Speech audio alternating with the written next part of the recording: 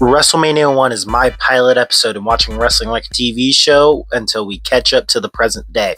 This show is up there with the most important shows in wrestling history. This show, you've probably all heard about before. It's in Madison Square Garden. You got Mr. T. Hulk Hogan versus Roddy Piper and Paul Orndorff in the main event. It's a huge show for the WWE. I'm Espen. This is Espen Reviews Wrestling, and let's just jump right into it. The show opens with an 80s guitar riff and all the matches getting shown on the screen. Then we go to Mean Gene singing the national anthem as quick as possible. So we go to Gorilla Monsoon and Jesse Ventura, and a rare silent Jesse Ventura, and Gorilla Monsoon just hyping up the event, saying it's happening, and then they throw it back to Lord Alfred Hayes, who is nervous, and he is just there to say, oh yeah, so-and-so said something before their match. Let's go see what that was. And the first match in WrestleMania history is Tito Santana versus the Executioner. Before the match, Tito Santana is saying, you're not a big leaguer, buddy, you can't hang with me. And the Executioner, stumbling over his words, just look. Something about me after I get through with Tito Santana. It was bad, almost as bad as me sometimes. And he's just saying, oh, I'll go for the leg that Greg Valentine injured. It really should have been Tito Santana versus Greg Valentine. I don't know why that didn't happen, but it's whatever. Then we go to the ring. They fight. It's obviously to get Tito Santana over, because have you ever heard of the Executioner before? I haven't. It's a dude in a mask. It's whatever. Tito Santana gets all his moves in, and Tito Santana, just purely being a good wrestler, wins the match with his figure 4, and this match gets a 5.6 out of 10. And this match was just to get Tito Santana over.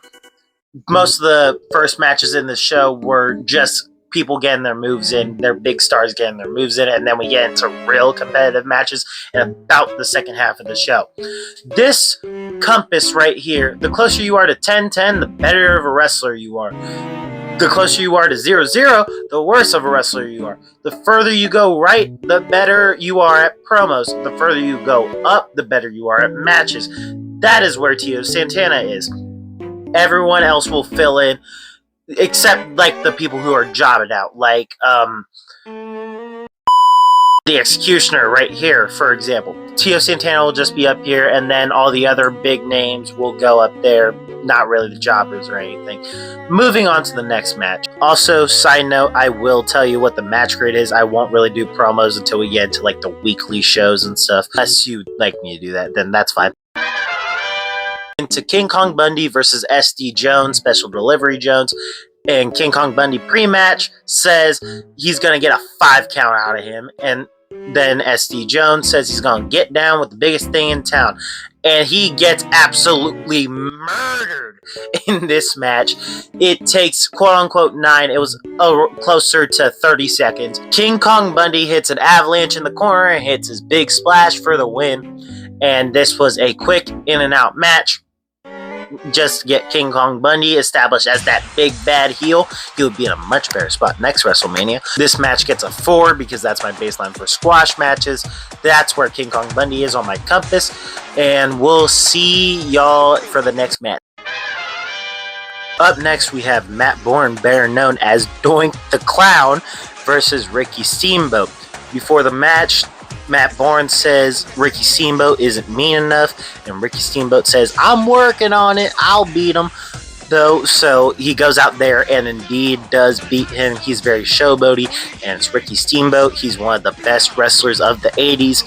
So this match is one of the actual better matches on the show. I thoroughly enjoyed it. It was a good match. Like, there was nothing for me to complain about. There's nothing like outstanding about it, but it was a good match, pretty much because it was Ricky Steamboat and Matt Bourne's still pretty good. So it gets a 6.45 out of 10. I know I'm very specific on these ratings. That's Ricky Steamboat's position on the graph. I'll just have this pop up in the corner from now on after I'm done talking about matches. Matt Bourne will only be added when he's Doink the Clown, because that's when he means something in WWE.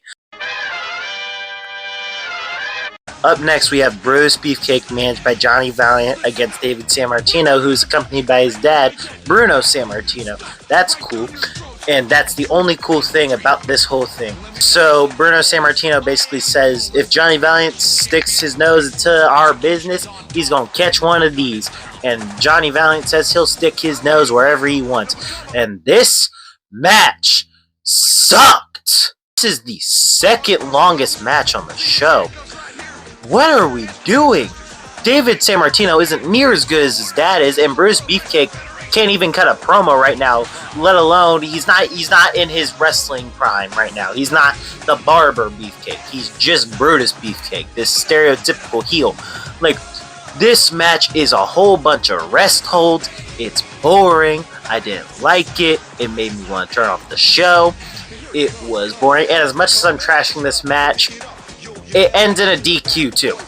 This is bad. The only good thing about this match is Bruno Sammartino getting a big pop at the start.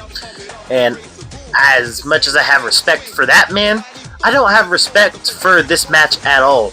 It gets a 3.2 out of 10. It was boring. And the only reason I'm not giving it like a 0 is because it was boring, not necessarily bad, even though it was kind of bad. Also, I don't have Brutus up there because he didn't really cut a promo. He just stuck his tongue out at the camera. So up next, we have the Junkyard Dog versus Greg Valentine for the Intercontinental title. This match should have been Tito versus Greg Valentine, which would have been a much better match. That probably would have been a really good match. But instead, we have Greg Valentine versus Junkyard Dog, who's an over guy, but whatever. Greg Valentine says pre-match he's been getting prepared. He's down weight. He's lean, mean, and full of fight and fury. And then we got Junkyard Dog talking about dog stuff. He needed him a bone to chew on, and Greg Valentine is that bone. So we go to the ring, and Junkyard Dog gets all his moves in. And Greg Valentine's, believe it or not, a good wrestler. So he's able to get a good match out of Junkyard Dog. So this match is actually fine. It's not a bad match. The only bad thing is really when it comes to the finish. The finish of the match, we have Junkyard Dog getting distracted by Greg Valentine's manager, Jimmy Hart. Jimmy Hart's distracting him on the apron, of course, and Junkyard Dog walks over. Greg Valentine goes to hit him while he has his back turned. Junkyard Dog dodges out of the way.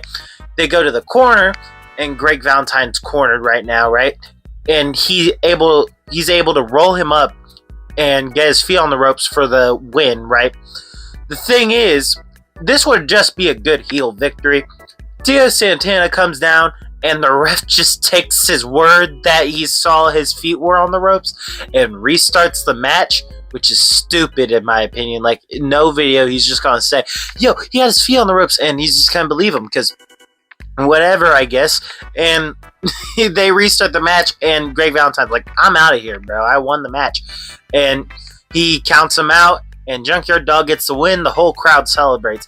And the only reason this doesn't get a lower grade is because Greg Valentine was actually able to get a decent match out of the Junkyard Dog. So it gets a 6.35 out of 10.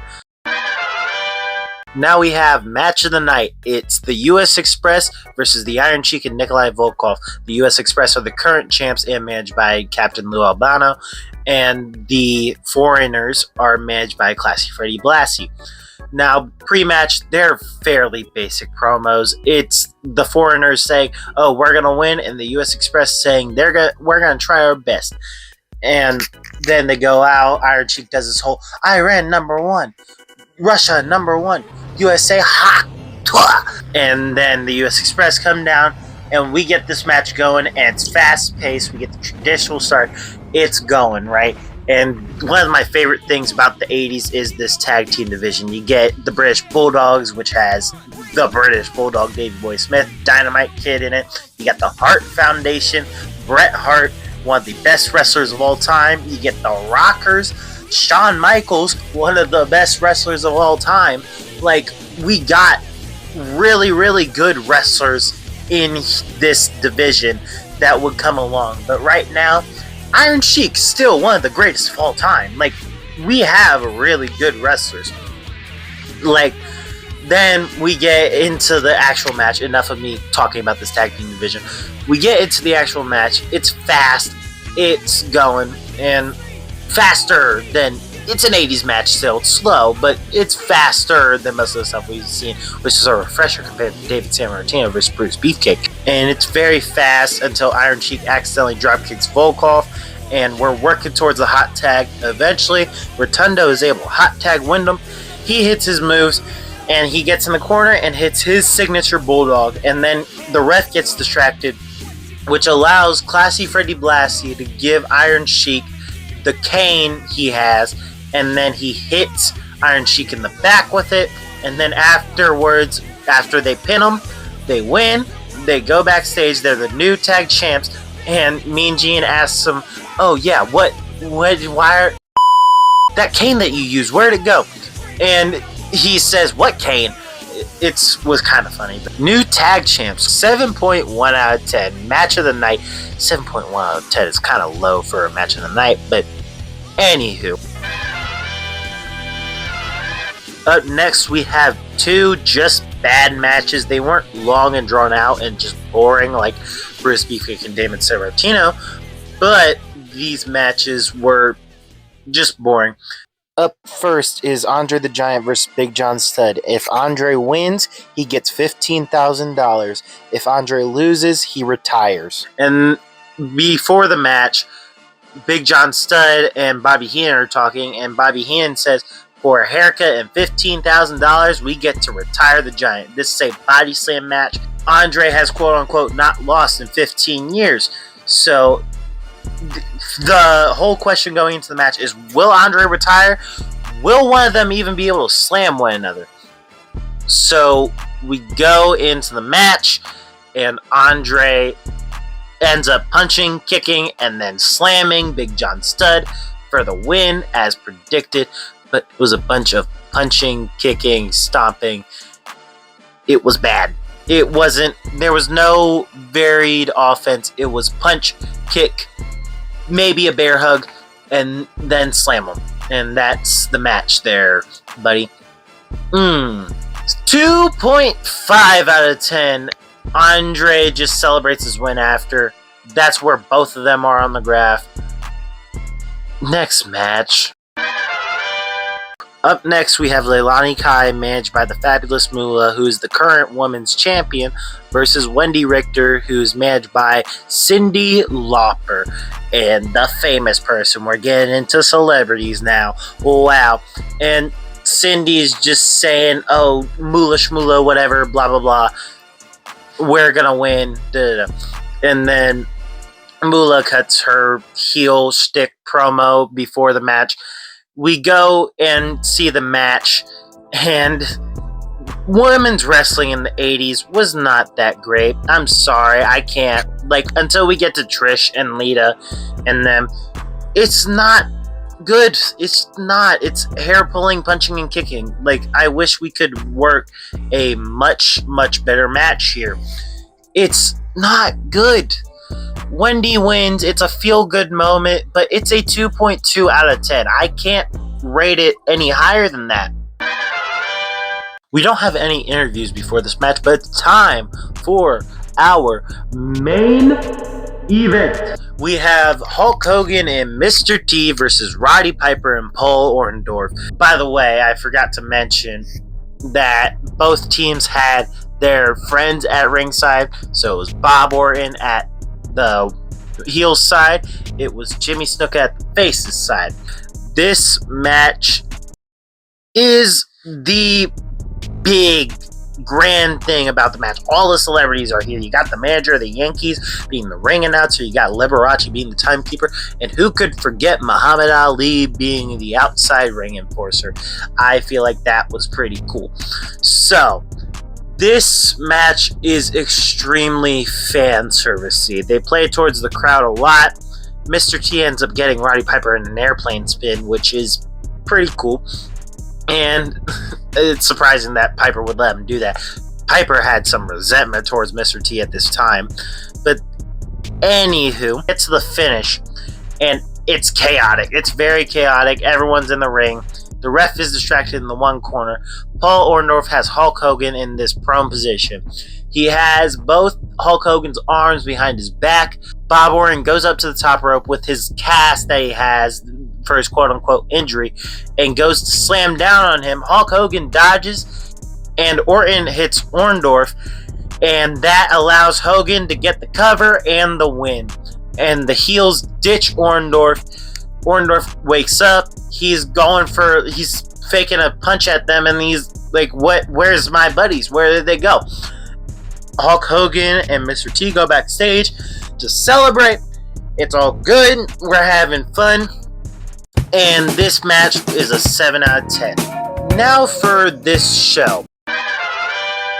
This show, while it being one of the most important shows in wrestling history, wasn't the greatest of shows. It was a big show, not a great show. This show only, for me, gets a 5 out of 10. It's a very middle-of-the-line, average show by today's standards. But back in its time, it was huge. And it can't be said enough how much it did for WWE and the whole wrestling business. This show was vital in WWE's history. So, now, after all of this, I have a few more things to explain. We have all the wrestling grades and promo grades, right? I have also done a very, very stupid, nerdy thing. I have ranked all superstars in a top 25 AP college poll, whatever you want to call it. And you got all top 25 wrestlers here, right here. At my top, you got Vince, you got Hogan, you got Piper, you have Heenan, and you have Orndorff. Piper is Piper, so I had to put him up there. Hogan's Hogan, you have to put him up there. Vince being number one is because he had put his house on the line for this show. He mortgaged his house for this. Like, it was all on his back. This was his big step. It was his show, right? He'll be gone after this week, but like, this was his show. Okay, that's why he's number one. But after this, he will be gone. This is the final graph for the compass. Now, obviously, our best superstars are Hogan, T, you got Junkyard Dog up there, you have Steamboat up there because he wrestled a good match, you have those tag teamers closer to the top but not necessarily further to the right because their promos were kind of basic.